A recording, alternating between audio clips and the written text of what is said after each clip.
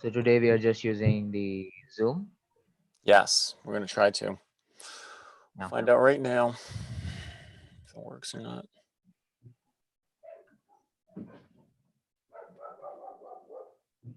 You went live, just in case.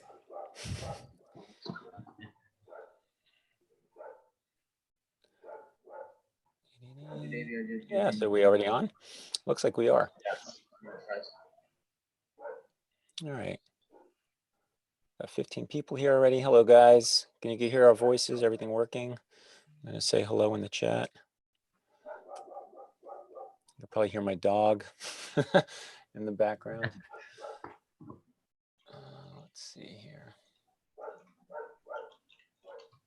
I'm going to get rid of the timeline for now. All right.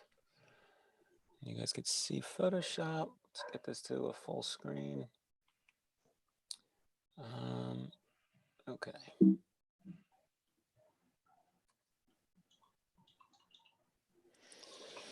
All right, we'll start in a couple of minutes. We're a little early. Just want to make sure everything's working. If you have any questions, we'll be happy to answer them now if you have any before we get started. Today, of course, we're going to talk about, where should you start your drawing, right? Try to give you some pointers on some ideas around doing that. Yeah, should be a good session today. I know that's a question I get asked quite often. Hey, I think we got Swendly just jumped in. Hey guys. Hey, Swendly. We are live already. We're testing out the new tech setup. So everything. Yeah, I saw it on YouTube. Yeah. Okay, great. Welcome. Yeah, so please, if you haven't already, hit subscribe. So this way you'll get automatic. Oh, not only subscribe, right? But I believe you have to hit that little bell as well to make sure you get notified, right? You have to hit this guy, and this guy is probably not on the timeline in the right place. Let's see. So today we're streaming directly from Zoom, right? Yes, we are. Yeah, awesome. Yeah. Yeah, it's all working. It's good news. That's interesting. Okay, we'll go up there.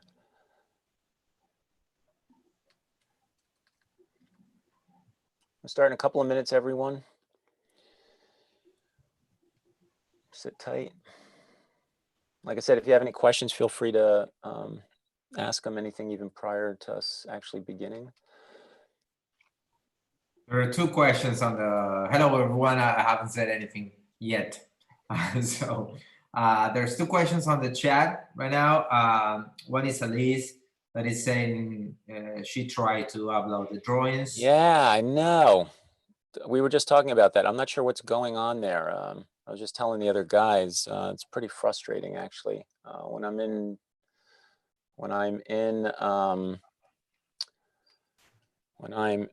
Google Drive, it keeps switching over to view only, not edit only. I'm not sure why that's happening. Like I can literally go back a half an hour later and check the permissions on Google Drive, and it will switch back to view only. So fortunately, some people were able to get in at one point or another. I'm not sure why, but it does keep going back to where it's like locking out. So for next week, I'll try to fix that and see what's happening. Sorry about that. That obviously is a pretty big problem. Yeah, I had it too this week, actually. Yep. Yeah. So I might just tear down the folder and put up a new one and just see if that works, but I'm not sure what's going on there. So my apologies, guys. A few people were able to get in. If it ends up not working, we'll figure out some other situation. I don't know, it might be a Dropbox account or something like that, but I really wanted the Google Drive thing to work. If it doesn't, we'll figure out a different answer, because there's another question here. Kuma Minus says, yeah. How do I apply drapery to my force drawing? I would flip that backwards and say, not only that, but how do I apply, force to my drapery drawing? Exactly. Right. Yeah. So the good news, guys, is we are working on a Force clothing book. Diego and I are working on that right now. So yeah, get ready. Next year sometime that book will be coming out. So yeah, here it is. I'm publicly telling you guys, there's a Force clothing book coming out. It'll be next year. And yeah, so I'll be able to answer that better for you over time. But the short answer to Kuma's question, I would say, is you know, you still have to think about gravity. You got to still think about the body and how it works and how clothing works relative to how the body is working, right? If you can just keep in mind even the simplicity of clothing hanging off the body, that's already a first great step.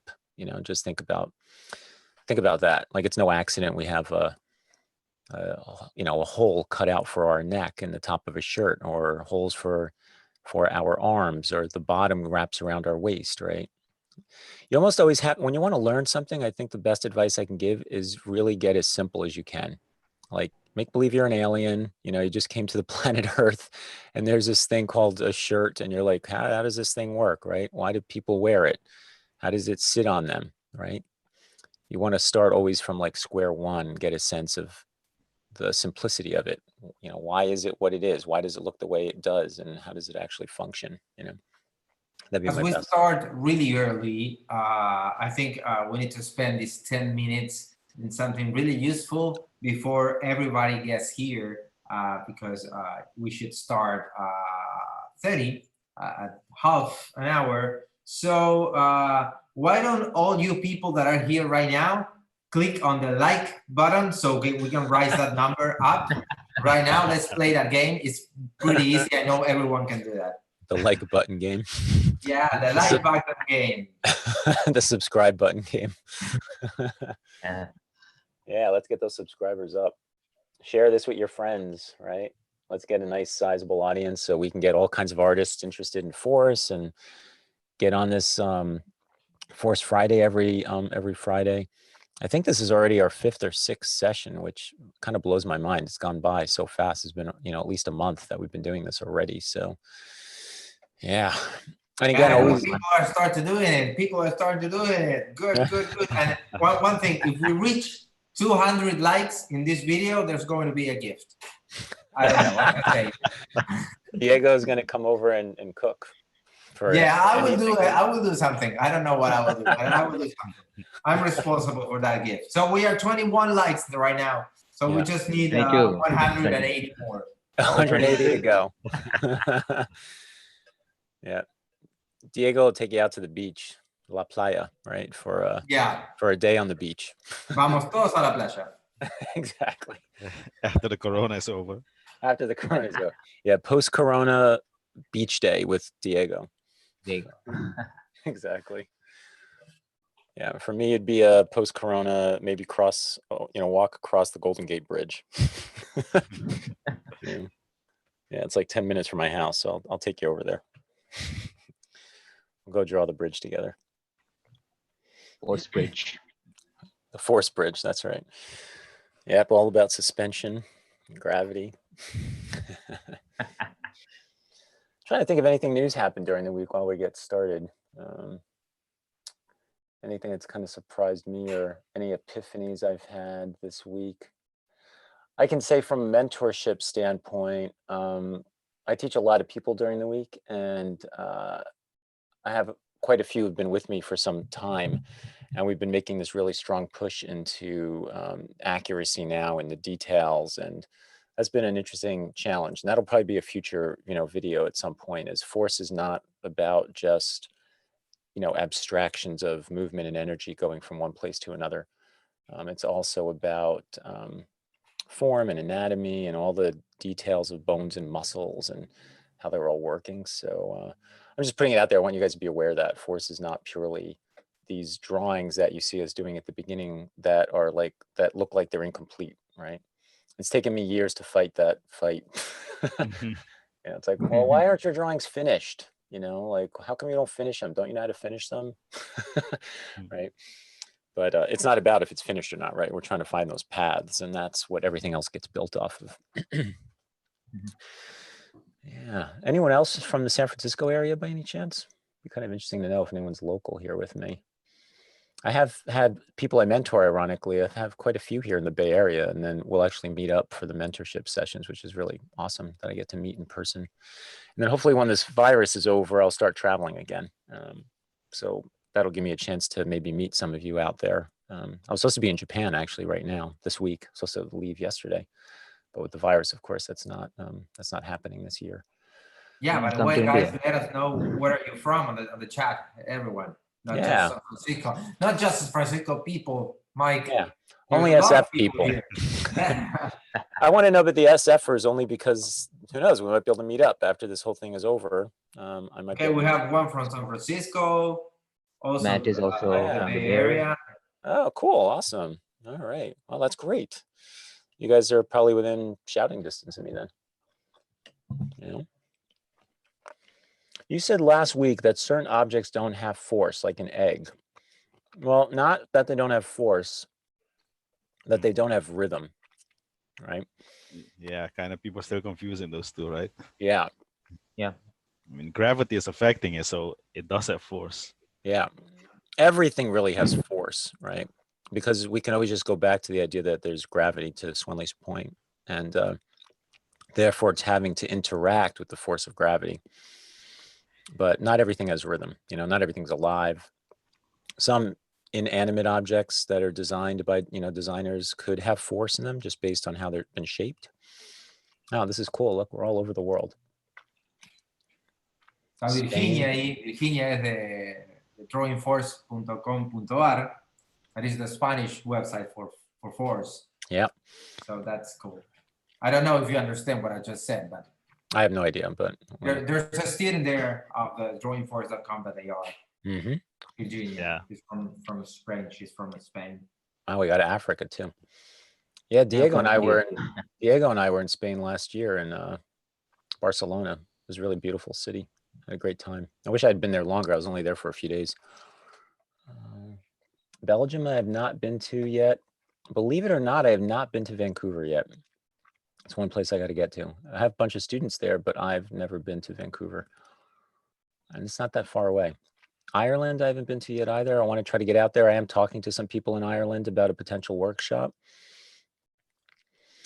Okay, so back to Andrew. He says, okay, so then some human postures don't have, no, human postures will always have rhythm, Andrew. And the reason for that is because the design of the human body specifically is anatomically built in a rhythmic way to deal with gravity. Something like my computer hard drive that's being pulled down on by gravity isn't built in a way to deal with it, rhythmically, because it doesn't have locomotive ability. It doesn't move, right? Our body's meant to move, and that movement is built off of our anatomy, and that movement is built off of the strength of gravity, and that's why we have the rhythms that we have. Montreal, yes, I was in Montreal last summer. Beautiful little city. I walked up there on the hill that you guys have with that huge structure up top. You need to come to India first of all. Yes. Yeah, I've not been to India yet. Yeah. Chicago, yeah, I've been to Chicago. I know it's cliche, but I do love the deep dish in Chicago. I flew last year to New York State and then drove up to Montreal, and I got stuck in Chicago for just, an overnight. I came in really late, and then my flight got canceled. And the first thing I did was order deep dish pizza to my hotel room. I was like, there's no way I'm not having deep dish while I'm sitting here in Chicago in this hotel. So I had him deliver it to me. Yeah, it was very good. All right. Well, we only have a couple of minutes, so let's get started. Right? You guys are already here. I say we get off the ground. Let's see. Let's keep the game going. Come on, people. Hit like the button. Hit like blah, blah, blah, blah, blah, blah. My microphone is not working right. It's not me that I'm stupid. It's just my microphone. So hit the like button, everyone. Come on. Let's rise up that number. Diego, you crack me up. Let's see here. Okay, so let's get this going here. Get us started. All right, here we go. Here's our page. All right, so welcome everyone. Today we are going to try to address this very popular question of where do I start my drawing? I get asked this all the time. And I'm sure everyone's got a different answer for it. If you go out into the world and talk to professionals, everyone's going to tell you different things. I'm going to share with you today what we talk about, and I'm going to give you the reasons as to why.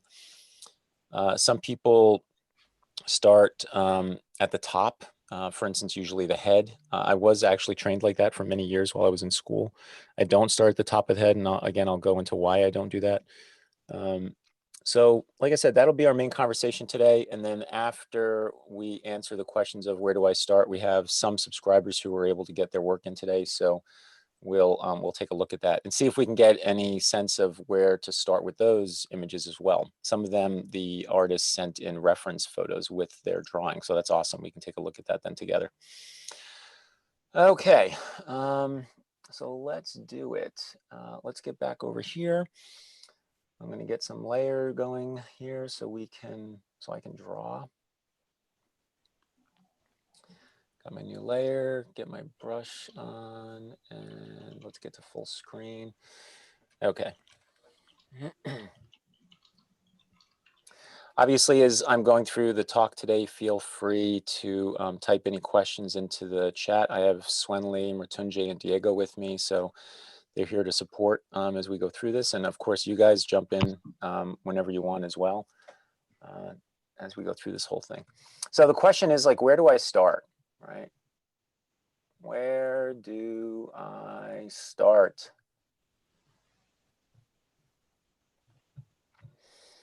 All right. So I'm going to start this with a little story, just a narrative, I should say. So Diego's going to have us all over for pizza on the beach, right? Thank you, Diego. Okay. Yeah. And because of that, this pie comes in, right? And the problem with the pie is it's not cut. All right, it's like, oh man, the pizza hasn't been cut. And just for me to make things more difficult on Diego, I say, you know, Diego, I want a really small slice. I don't eat pizza that much. I want a 1/16 of a slice. So not only is it a difficult proportion to cut out of this pizza, we have no way of like getting to it, right? So the way that would be hardest would be to say, well, let me see if I can get to the middle and try and figure out, you know, what a 1/16 looks like. But I'm really picky, and I'm like, that's not exactly a 1/16, right? Like I want exactly 1/16 of pizza. So the way to do this would be to cut this into a half and then to another half, which gives us quarters, right? And then we can cut those quarters in halves like this, right? And then we cut those into halves again. And then finally we have now eighths. And then when we want to get down to the 1/16ths, we can cut one of these eighths in half. So then Diego's like, here, Mike, here's your 1/16 of a slice. It's got pepperoni on it and a lot of other fun stuff, right? And there you go. Why is this important, right? The reason that this pizza analogy is important is because it shares the concept of hierarchy. You see, and hierarchy is about going from big to medium to small. And I got to tell you, and I've said this for the last 25 years of my life, this is super important. This isn't only about drawing. This could be about everything. I always bring up going food shopping, right? If your goal is to go food shopping and milk is the most important thing, you want to make sure that no matter what, that's the priority. That's the big idea about going food shopping. There's other things you can pick up, but no matter what, you want to get the milk. And how often do we go and forget the main purpose of the trip and take care of all these like other things or get distracted and not remember the main thing, right? So you want to think from big to medium to small, and we want to take that to the body, right? So if you start thinking about that, when it comes to the body itself, the biggest thing, of course, is the torso. You see?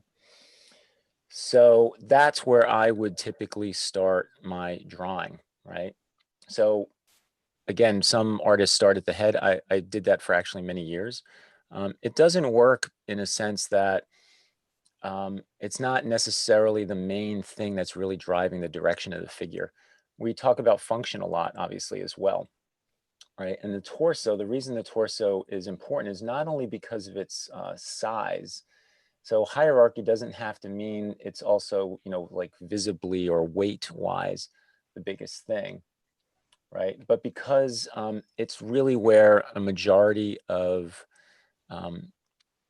the direction of the body, or what is making the body take on a direction, where that is coming from, right? And that's typically coming from some area of the torso, right? Mike, I think it's important to clarify that it's not bad to start with the head, but it's just as you start, it's kind of more difficult because, as you say, the torso is the biggest part and the one for that everything is spread from there, right?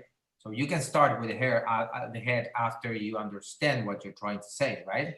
Yeah, later on you could. I mean, once you understand the rhythms of force, you can start at the big toe, you know? Yeah, there used to be an exercise from a long time ago. You told me to do is like starting from somewhere else, Yeah, like to get it. It's a really hard exercise yeah, because you're changing the like the biggest part. You're changing for the little one that has almost nothing to do with balance and right. yeah. Yeah, I went through a period where I remember I would draw the figures from the feet and work my way up, right? And that was really hard, you know, but it gave me even more insight to a pose, right? So I think once you get through this hierarchical approach, this gives you like a really good, clear, clean process, a really great system. Once you get really acclimated to it, then sure, to Diego's point, you can start off at other parts of the body because you'll understand that the rhythm systems are always going to work and you really know where the map is, right? Once you know the map, you can go anywhere, you know, you can start anywhere, you know.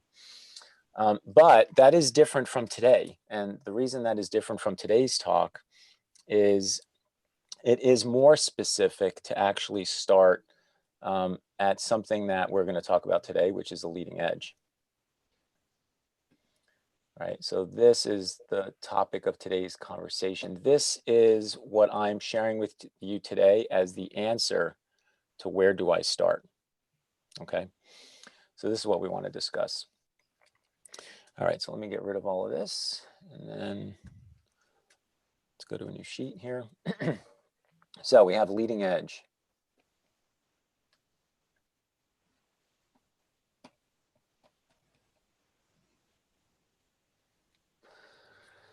Okay, first of all, I have to say, I happen to learn about this through animation.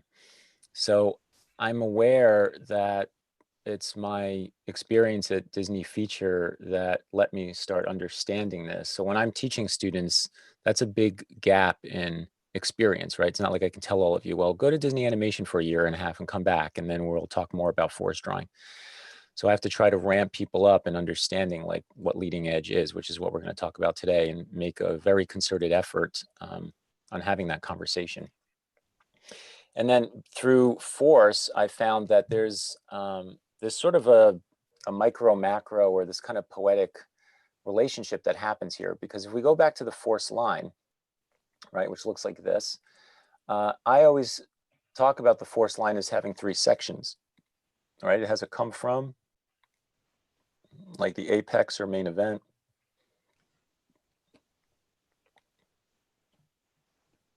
This is where the most applied force is, right?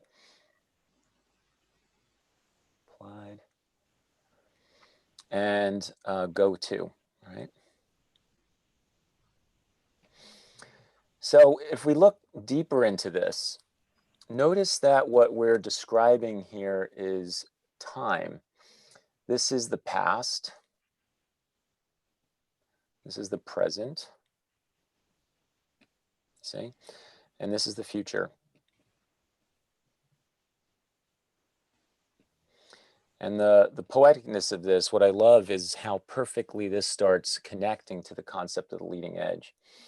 You see, as I said earlier, the leading edge comes from the idea of animation and from time. So what happens in animation is you're dealing with drawings over time, right?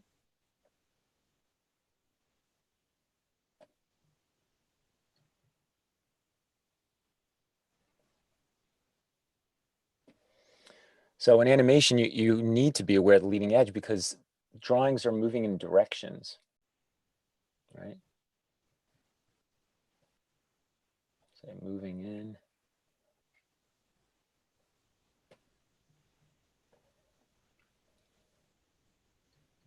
Moving in directions. So when you're looking at a pose, one of the, I guess, secret sauces to how I work is when I look at a model, I don't look at a still photograph. I think of that model having come from somewhere, right? So they came from somewhere in their posing.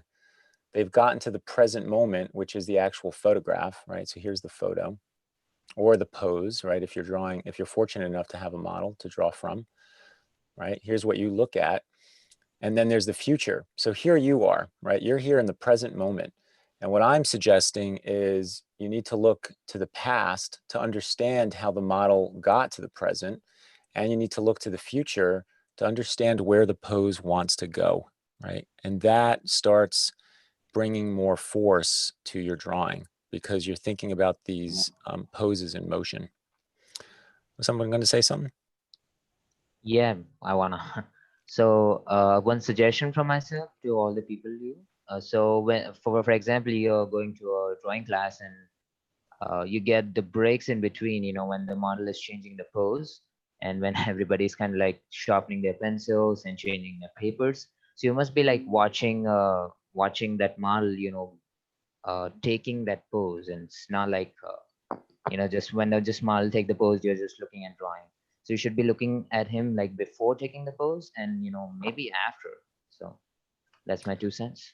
Yeah, that's a good 2 cents. Yeah, to Mritunjay's point, the irony of drawing sessions is everyone looks down or switches over their paper and materials at the most crucial moment, which is watching that model get into the next position, right? Because you see how they got there.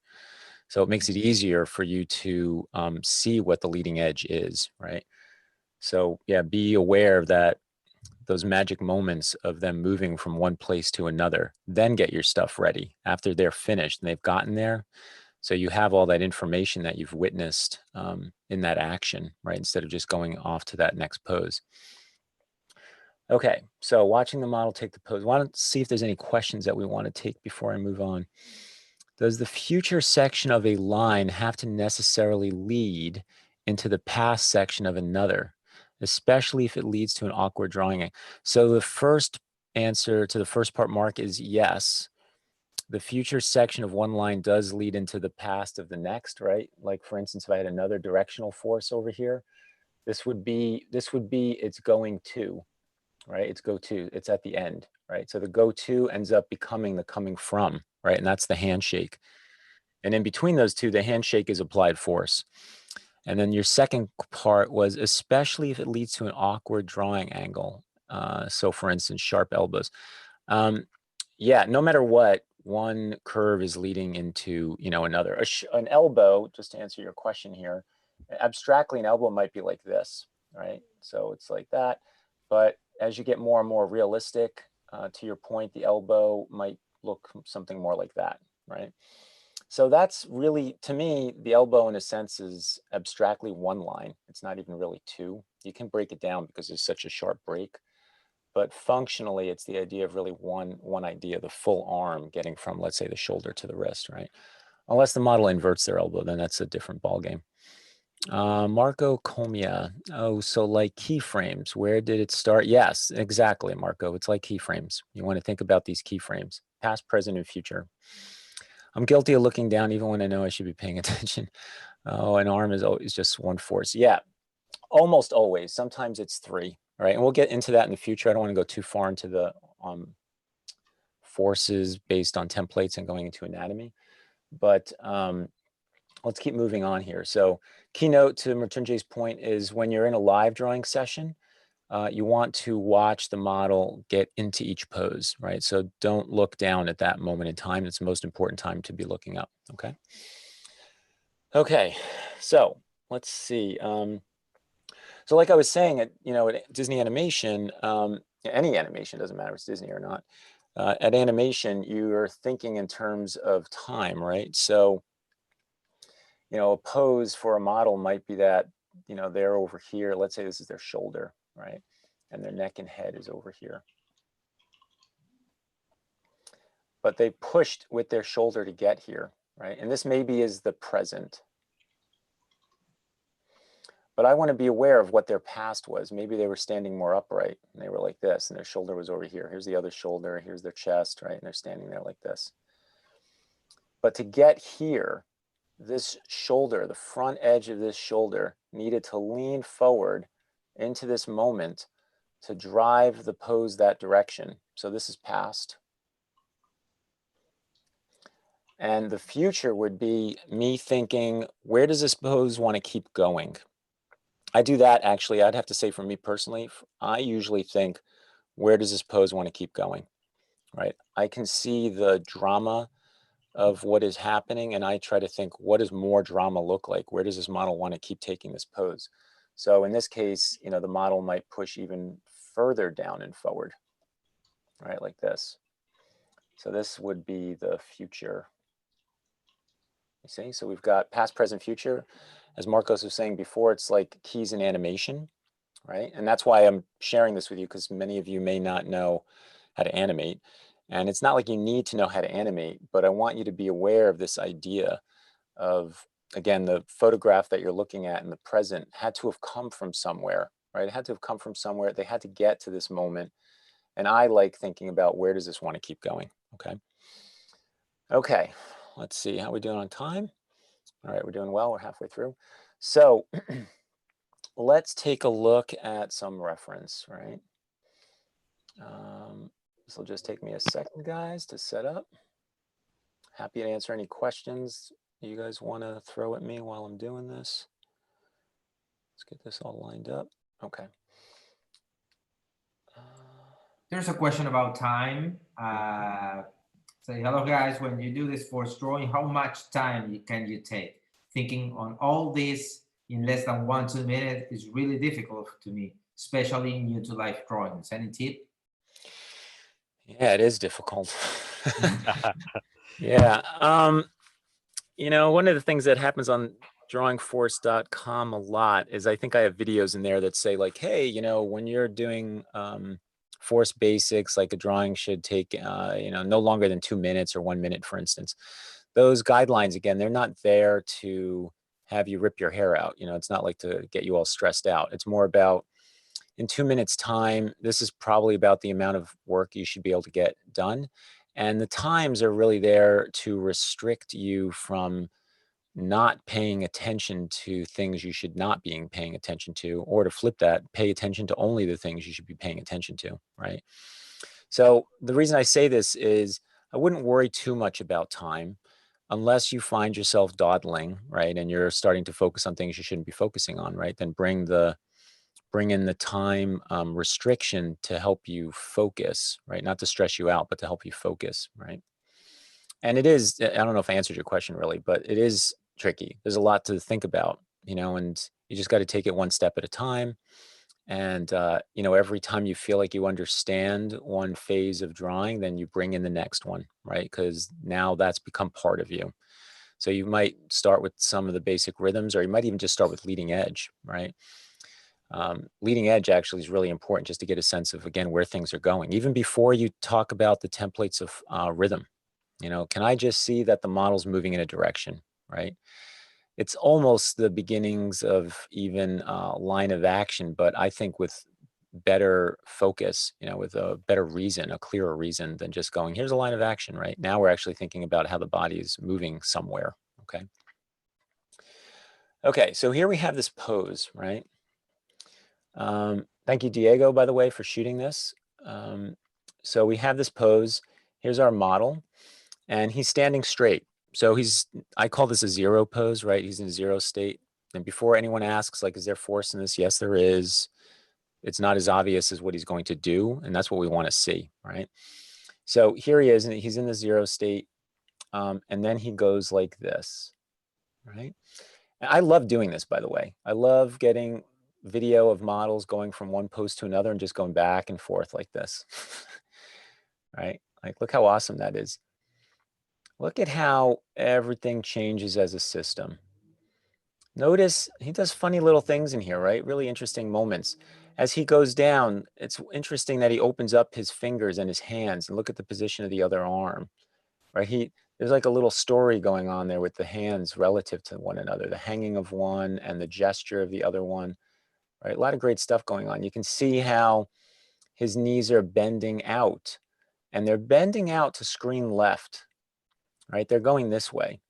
There's no accident to that, right? That's happening because his feet are tight together, right? They're next to each other. That's the base. You know, if you think about that going straight up, this model's bending his weight over to the right, you know, the screen right side of his feet. So his legs, they try to start compensating, right? His hips going out to the left, the knees are going out to the left because he's got to push out to the left in order to compensate for the right. He's got the weight of his head and his torso moving over there, right?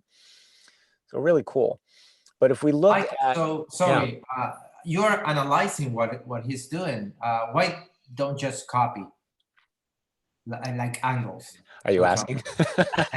You know, I'm not, but yeah, why not, right? So to Diego's point, force is all about that analyzing, or another word for that even would be understanding, right? Like, let's understand what's happening. I analyze to understand, right? So it's like, I'm trying to understand what's going on. I'm not just going to go in here and just now take that and just start like copying edges and curves and so on. I'm actually looking at what's going on. I'm being aware of his center of gravity. I'm thinking about how his anatomy is working in this way.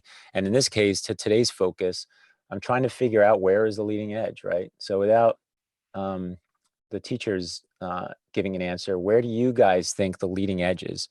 And what we'll use screen left or screen right as the way to describe it, instead of his anatomy being left and right. So let's see what you guys say. Would you recommend our like bodies and most? Yes, we would. I would say the same. First comes force, especially. So who has any anyone have any suggestions on where they think the leading edge is? All right, I'll give you guys a couple of minutes here to type in some answers. Let's see who gets it right. Right, and I'll keep scrubbing here. Right. I told you where to look first, so keep that in mind, right? Remember, we talked about hierarchy and what part of the body.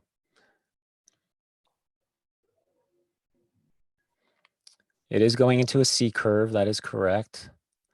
Yeah, so to Tacity's point, this model is going into the screen right shoulder, right? Screen right shoulder. So here he is. Put another layer here. Here, let's actually look at this, right? Come on, Photoshop. There we go. So look at what he's doing. I said that we want to start with the torso, okay? So that's important. Why am I not, let's see here. Whoops. Okay. Let's get this guy up here. There we go. That's why, because you're not going over there. All right. So here's the model, right? Here's the model's torso. Okay. On the model's torso, there's basically, here, let me do this a little neater. On the model's torso, there are 6 places that typically could be the leading edge, okay?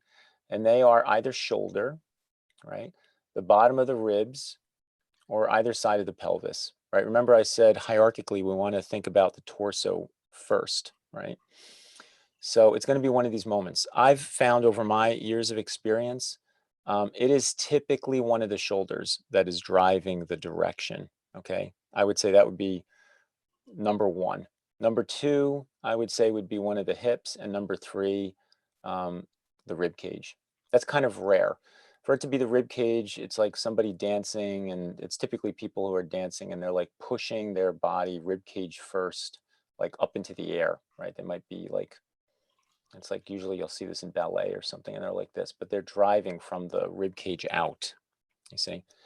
So normally it's the shoulders. I would say, man, vast majority of the time, like something like 70% of the time is where it's the shoulders that are doing this job, right? So let's take a look at the model, right? So here he is. He's going to move down to here. So it's right here, okay? Right here at the edge of the torso. He's moving his body this way, right? So if I go back up to 0, right, he was over here, this moment. So this moment here goes down. Now what happens as it goes down, right, that's the main leading edge. That does push out his rib cage. It does push out his hip, right? This whole edge starts to push out.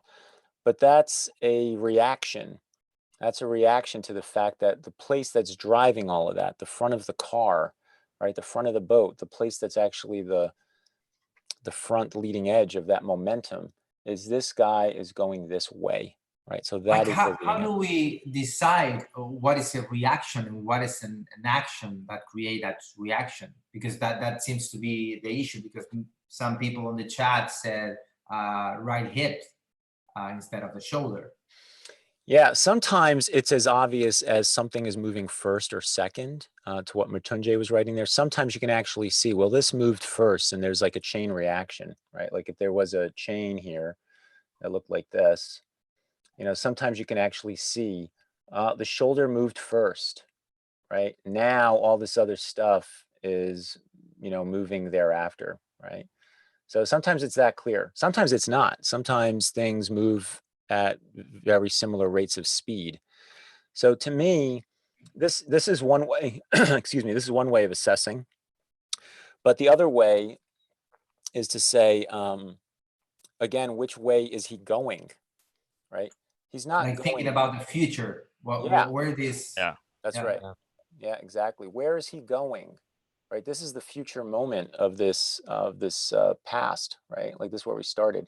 So he's driving downward, or he's driving down. If I were to animate this, right, I would say this is a C torso, as someone mentioned. I would come up from the rib cage. I start here, by the way, because I want to drive and push my way down into the shoulder. So if I want to experience, you know, the applied force that's in here, if I want to experience it, meaning I really want to feel the power pushing into that shoulder, I can't start the car here. I don't have enough momentum to feel it, right? I can't get up to 100 miles an hour this close to the curve. So I'll typically start somewhere further back, usually in the ribs, and I'll go from there and say, I want to come up and drop down. I want to come up and drop down, right? And I want to feel the downwardness of the direction of his body, right? So that's, in this case, in this pose, right? Imagine you only got this photograph, right? You didn't see him in a zero state. You only got this picture. Your job is to know which direction is this guy going in. He's going down this way. Now, great little tip here. Typically, if you have a pose that's bending, right, and you're thinking about bending, right, so that's what this model's doing. He's doing what I call a C torso. So you can see it looks like the letter C. Typically, what'll happen is if you understand where the stretched side is of the C, the opposite shoulder, right, the opposite shoulder is the leading edge, right, lead edge. And that makes sense, right, because in order for this to get stretched and pushed out, this guy had to come and like push down, right, like squeeze down to stretch this open, right? So one side is stretched open and the other side is getting compressed, you see? So kind of makes total sense, right? So be aware, if you see a C torso, you're trying to find the leading edge, it's probably the opposite side of the stretched side of the body, right? Okay, let's try one more and then we'll be out of time. We'll start looking at your guys' artwork. Let me get rid of all that. Let's go to this other video. Someone asked at the beginning about how do you know where to make the lines darker. I think what you just showed like answers that question. Hopefully, it's at a place with the most applied force. Yeah. So there's different reasons to have a dark line. One of the most important ones is where's the leading edge, right? You can almost think about, here, I'll do this little chart for you guys that I think about when I do this.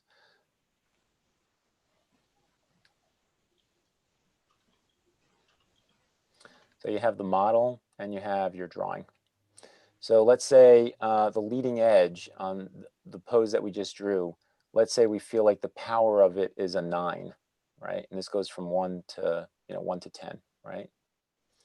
But when I draw it and I'm doing the soft touch or I'm ghosting my way in, I might have my first stroke be a 1, and then maybe I get to a 3, and then I keep hitting it, I get to a 7, and then finally I hit 9. And this is where the model is, right?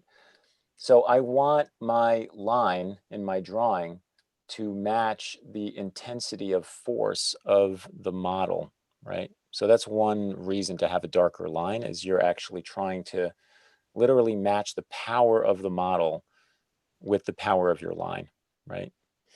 There's also weight, which is also a power, right? Gravity is a force.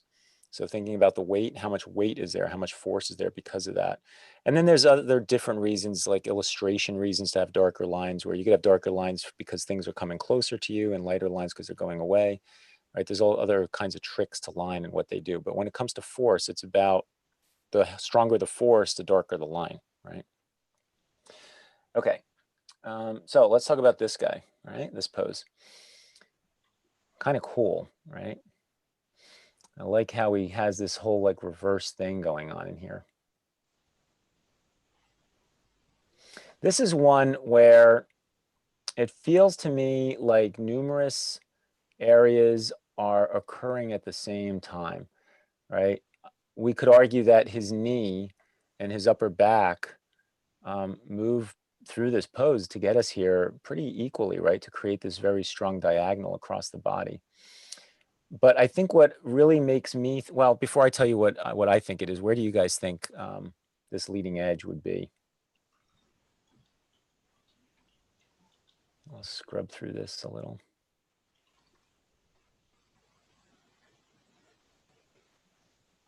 Right, so there he is. He's not doing anything, and he starts pushing his way into this pose. Right? Yeah, Mritunjay, that's good. Yeah, it's a great idea always to take a pose yourself. You know, if you really want to understand it, yeah, take it yourself. You'll really get into the pose, you know. Unless it's the dangerous pose, of course. Yeah. Yeah. Anyone have any ideas on where the leading edge is in this one? Yeah. Panoptic is correct. Same with Marco. It would be the screen left shoulder. Yep, Kuma. Yep, screen left shoulder. So screen left shoulder, I would say the back of this shoulder is where I want to have that as my leading edge, right? Everything is pulling off of that. Now his knee does go at the same time, but remember I told you hierarchically before, let's really try and stick with the torso. Sure, someday you may say, I want to pull off of the knee and I want to understand how the whole body works off of that. But right now, hierarchically, and to create a good, simple process for us, we want to deal with the torso, right? So you can see torso-wise, even right here, you know, he starts working up into the shoulder. He crunches the shoulder. That starts lifting up his arm, right? Like that all starts working. You see his arm come up. He goes up, and then he takes that shoulder and he goes back. You see that? Starts going back with the shoulder, and that's driving also the elbow. The elbow has a lot of force, you know, pushing back into it. And then that gets us here. So I would even say the elbow does have a lot of sort of a sense of leading edge to it, but I want us to work with the torso right now. So I want the torso to, you know, to work for me as a leading edge idea. Let's see here. To the general answer to the people who are asking, you know, for example, if you want to see this pose now, where's the leading edge? Now you don't see an animation. And if you're thinking as the screen left knee, now, for example, if you take the pose yourself, now you're not, if you want to continue your pose, you'll not move your knee now. You'll move your shoulder, right? Right. So, you know, where you got the leading edge, that's it. You know, because some of the people are asking that it may be a knee, maybe that knee.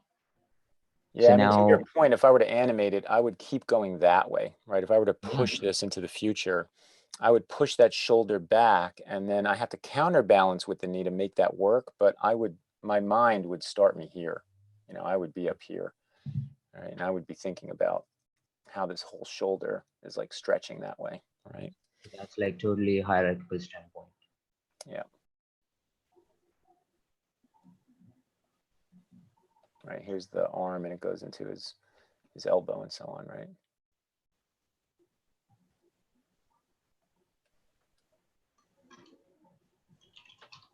And you can see, you know, look at his body, right? Like we have all this force that's pushing up this way. It's going this way. And you can see all the pulling, right, of his skin across his ribs, right? It's pulling down across his stomach. This gives us a very tight S-shaped torso, like so, right? But the drive of it is going that way. So again, that's where I would start this drawing, right? So I hope this made sense to you guys. I use this in like all of my figure drawing, right? I'm always aware of where things are going. If you leave with anything from today's video, always try to keep in mind, where does this pose want to go? And I do recommend you start it with some location in the torso. I showed you the main 6 locations today, right? And try to use those in the body and the torso and see if you can find the leading edge. Try to imagine the model in a 0 state, them doing nothing, right? Just standing straight.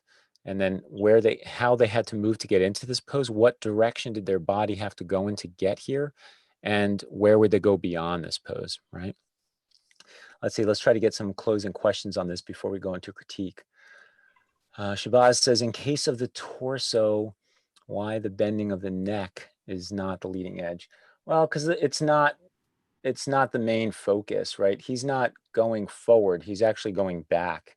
And again, this is the big idea. This is so small in comparison, right? Let's say the neck, right? It's almost like saying you've got a train and there's a bunch of other cars attached to that train. The leading edge of the train is not one of those cars. The leading edge of the train is the front of the train, right? So you're trying to find the front of the train. And the front of the train is typically in the torso somewhere, not the neck, right? Let's see. I would like to know the reason for the curve that you are doing. Didn't start from the bottom screen left chest to up. I would like to know the reason for the curve that you were drawing. I'm not sure which curve you mean. I'm not sure if you mean this one or not. I mean, this one, you know, is because I'm pushing up into that shoulder, right? I want to drive in. You know, we've talked in the past about applied force, right? So if I'm drawing a curve like this, that apex of the curve is saying there's a lot of applied force there. So when I want to find the leading edge, it's typically some place where there's a lot of directional a lot of applied force. In fact, it's probably the place with the most applied force in it, right? That's really initiating it, right? Yeah, and it's definitely not over here, right? This side of the chest is, you know, is compressed. And when we start learning with force, I don't draw the interior. I usually start on the contours. You know, I want to understand the contour, which leads me also to the shape of it. But understanding on the contour what direction it's moving in. It's like saying, you know, when it comes to shape, and I don't want to go into a whole shape talk, but, you know, it would be like me saying, well, here in this shape that I just drew, you know, the leading edge is right here, right? I can see that it's all driving in this direction. Is there no curve on the arm? The arm is curved like this, right? So it's like this, basically. Here's the shoulder, and it's curved like that. Marco says, What- when humans turn around and twist their bodies, we always move our head first. Does that make the head the leading edge? No, that's a great question. We think that. I remember thinking that when I was much younger too, but that's not always the case. Sometimes the face could be the leading edge, actually. It can actually be, but it's not in this case and not always, right? It's like I said, I think the best place for you guys to start right now is the torso because it's big. The head's a much smaller idea. The torso has much more power over the body than the head. I know in, for instance, like martial arts, they talk about like, watch the head is leading, but that's not always the case, you know? By the way, guys, sorry, Mike, I interrupt you. By the way, yeah. I think you got to know that this is the tip of the iceberg. You know, Yes. The whole site drawingforce.com has a lot of videos there that is going to teach you step by step what we're talking here.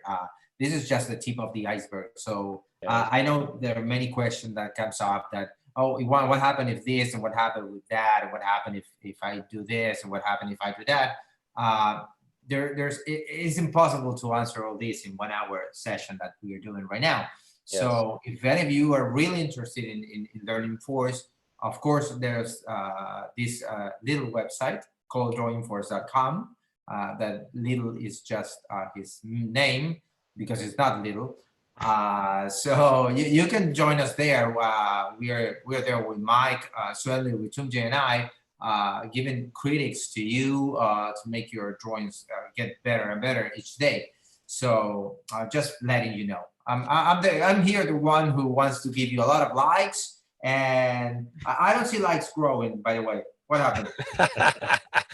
This is the likes competition today. Lots of likes. So this is pretty nice, right? This is Omar's. Some great line, lots of great forces. Yeah, excellent like fluidity. It seems like these are from imagination as well, which is even more spectacular because that's even harder. Some of these are under, I guess I can't tell if that's a 1 or a 2 for them, but pretty fast drawings, right? Pretty fast drawings, lots of fluidity. So if we could call out on some of these, right, like leading edge, I'd probably say, for instance, the leading edge on this one is pretty clear to me. It would be this shoulder. You see, because look at how much is pushing here. I don't know if I'd say this is an S. I have a feeling it would be a C. It feels like all the force is here on the outside, really. And remember, the opposite of the outside corner would probably, or the outside edge would be the opposite shoulder. So that's driving that one. This one's tough to say, but it looks like the model's pushing back. So the leading edge on this might be like the upper back or the shoulders here, that they're going this way. And then they're sliding out of that with their torso, right? This one, the leading edge might be, you know, both shoulders. It might be the upwardness of the shoulders, right? Because they're stretching upward. So I might push over here and say they were sitting normal, they weren't doing anything, and then they got into this pose. So all of the stretching is going up, right? That's the direction that the pose wants to go in, right? And this one, my guess would be opposite shoulder again. It would be over here, right? The pose is going this way, right? The model's generally going that way, and then everything else would work off of it, you know. Very nice drawings, really good, great line, great form, a lot of great fluidity. I would say just be careful in thinking that everything in the torso is always an S. I would say it's the opposite. I would say the S is on the rarer side. Usually in these poses with a lot of drama, the model is doing a C. Sometimes they're doing a CS, which this one could be, by the way. A CS looks like this, which is the model is bending like this, right? But at the same time, there's twisting that's happening, right? There's like rotation. So it's a C with some S-ing inside of it, you see? But definitely a C pose. If I may add something to this, Mike, one thing that this drawing over here has, I don't know if they can see the annotate tool. They should be able, right? Yeah, they should be able to. One thing that the small drawing at the screen right has that the others can use is better connectivity. Mm-hmm. You know, it's like it's jumping like from line to line here, and it should be like more connected, you know, bigger ideas to tie it together. Mm-hmm. Yeah, there's some areas where the gaps are pretty big, right? Like down here, Exactly. you know, or here, right? Can easily just go all the way. Like, or here, I would take this and really connect that into the wrist, right? And really try to feel that go in from one place to another. Exactly. That's what made the drawings fluid. The annotate. They cannot see it? Yeah, they can. Yeah. Okay. So that's what makes the drawing feel fluid, you know, because it leads the eye to one place to the next without getting interrupted. Yeah, that's a great way of putting it, is that it's uninterrupted, right? Uninterrupt, right? You're trying to connect everything uninterrupted. Yeah, good. Thank you, Swendly. Okay, let's see. The next one is Pavel K.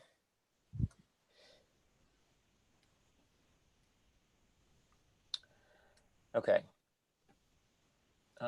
Any of you guys want to take this one or start it? I feel like I'm doing all the talking. Bueller, any takers? No volunteers? I cannot do it because of my computer right now, but I can talk about it. Swendly, can you be my hand?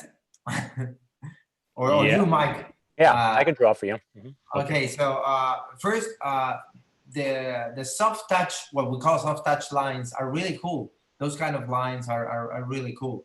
The thing is, when you start like silhouetting, because I can feel that on the right shoulder, on the arm, that one, yeah, that one, the next line, it's like they're separated. It's like you're looking for bumps on the arm instead of going like this line on the back, on her back. Like that line is amazing. It's like you're showing me, okay, I'm going that way, I'm going that way. Instead of the line of the other lines, they're just showing silhouettes. Same thing happened with her left forearm. It's like two straight lines. But look at the line in the middle. That's the important line. That's the line that's showing me the work there. Like what that arm is doing. It's like, okay, it's going that way. What's really happening? I can see also you started to try to add some light and shadow with some tone lines on her butt there. I think that's cool, but maybe we were talking about priority at the beginning of the stream, and that's not a priority right now. To me, the best thing is to understand, for example, here, the balance. Look at her right leg. No, that one, yeah. I don't know if that's good position on the floor, because that's really important, where the whole pose is landing on the floor to create the balance of that pose. So there are good things in this drawing and things that can be improved by understanding how it works. Okay, how that machine that is sitting there on the floor create that balance. How it creates balance, and how it's move and how it's standing without falling. So the position of the feet on the floor are a really important point to understand balance. Also, the rest of the body, how it moves to help those feet on the floor. Okay, I hope this makes sense in the whole in a holistic way. Yeah, you said something a couple of times that I circled here, which is, this kind of goes to our conversation today about leading edge.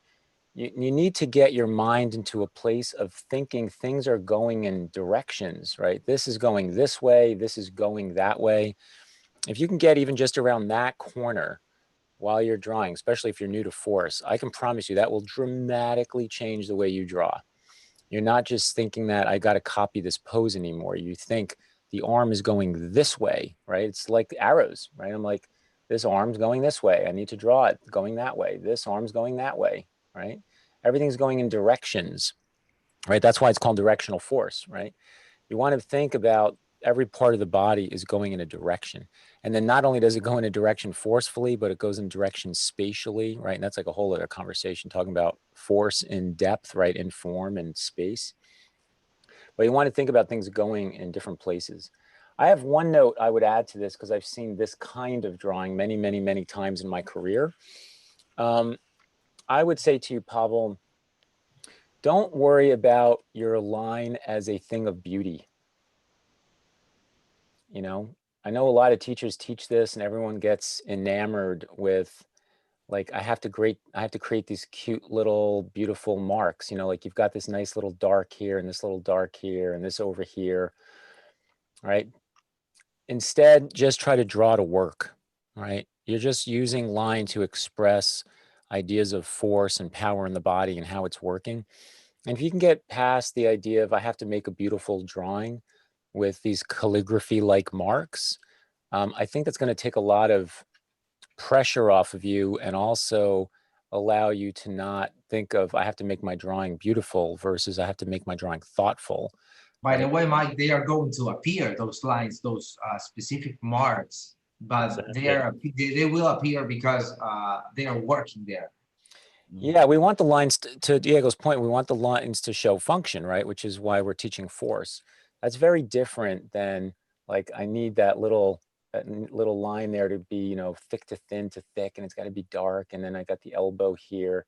It's almost like a marker, like the elbow's there almost as a marker more than it is anything. Like, if there was a darkness in this pose and in the lines as an expression of ideas, where would I go dark? I'd go dark right here.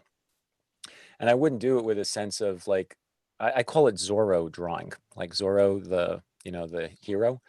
because I've seen artists draw the paper almost like they're holding the sword, and it's like on guard, whoosh, whoosh, whoosh, right? Like I got to make perfect line, like I'm a sword player.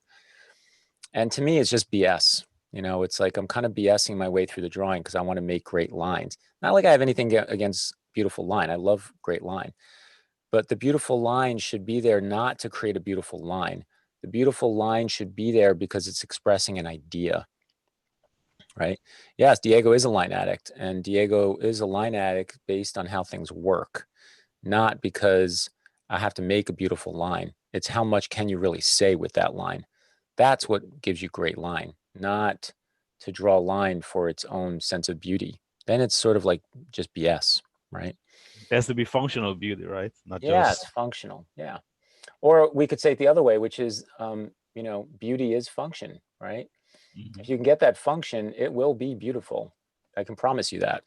So don't go searching for beauty. Go searching to figure out how things work, and through that, beauty will come naturally, right? Not the other way around. See how the other way is so surfacey, right? It's just like, oh, I need to make beautiful drawings. Yeah, but you need to know how to draw, right? You need to know how to draw in order for the drawings to become beautiful, right?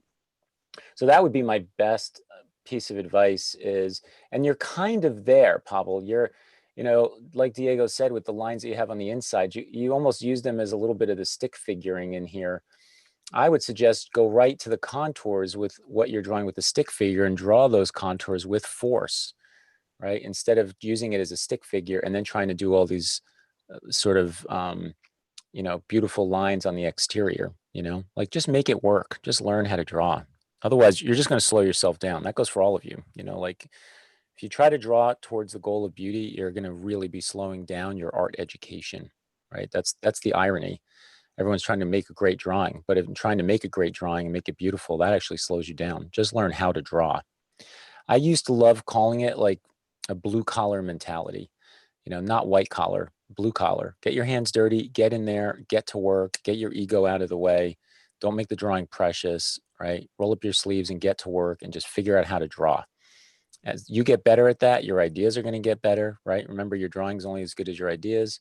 As your ideas get better, the line will get better, right? Because your ideas are going to get better. And then you'll see just how much you can express with your line, right? So that would be my advice here. And it's so Hello, I'm Diego liberating, right? Lucia, and I'm an addict. Exactly. Yeah, there'll be a drawing, you know, Addicts Anonymous after this meeting. Let's see here. This is Sarah's, right? So my first suggestion, Sarah, would be not to draw on ballpoint pen. Not that I don't like ballpoint pen. I actually love ballpoint pen. It's a lot of fun to draw on. I've posted in the past even drawings of ballpoint pen drawings of mine on Instagram. But when it comes to force, it's a tough tool to use because it's so thin and hard. So, you know, you want to start with stuff that's fatter and more blunt and loose. So you learn how to get into that space, you know. You definitely have some drawing skills, right? Like you're seeing pretty well. There's some decent structure in here. You're kind of experimenting with anatomy. But again, it's sort of a trap. You know, the trap is getting the details, getting the anatomy. The way out, the key to freedom out of the trap of this kind of analysis is force, right? To have fluidity, to have rhythm, and understand how the whole body is working. That is the I would key. ask, Yeah. yeah, sorry, Mike. I would ask to these artists, if what happened if I ask you to complete that drawing without looking at any reference? Would you be able to place like the legs and the arms to work with the whole body? Yeah. Right. Because there's just it's looking like a basic pose, like he's like moving his arm to one side. How would you finish this drawing without using anatomy, without using anything? Just how do you feel this body will work to accomplish the work we talked before, like balance and then that? Uh, would you be able to do it without using any anatomy or something like that? Right. That would be my question for this artist. Yeah, I would agree. That would prove out, like, do you understand how the whole body works, you know, as a system, right? And, you know, just to be clear, you know, you guys have seen us share with you where we came from with our childhood and all. Have I done this? Sure, I've drawn like this before. I've drawn far worse than this before, right?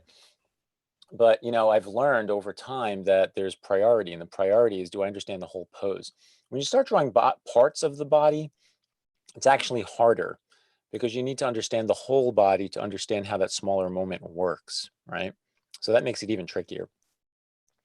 So my suggestion to you, Sarah, would be don't draw with ballpoint right now. Try to go with a graphite, something on the softer end.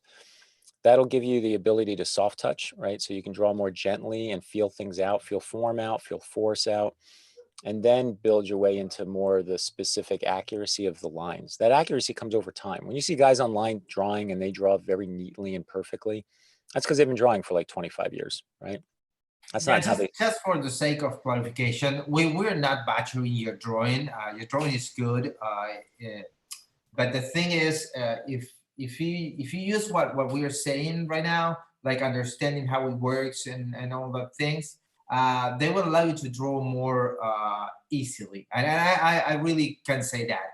I didn't use force before until I started using it. And the difference of the drawing is that I'm thinking while I'm drawing. Instead of other ways of drawing, it's just copying or I don't know, learning like the name of the muscles or wanting to copy like a comic book or something like that. But once you understand what you're trying to say in your drawings, it changes the whole game. So that is what we're saying here. It's not that you're drawing sacks or whatever.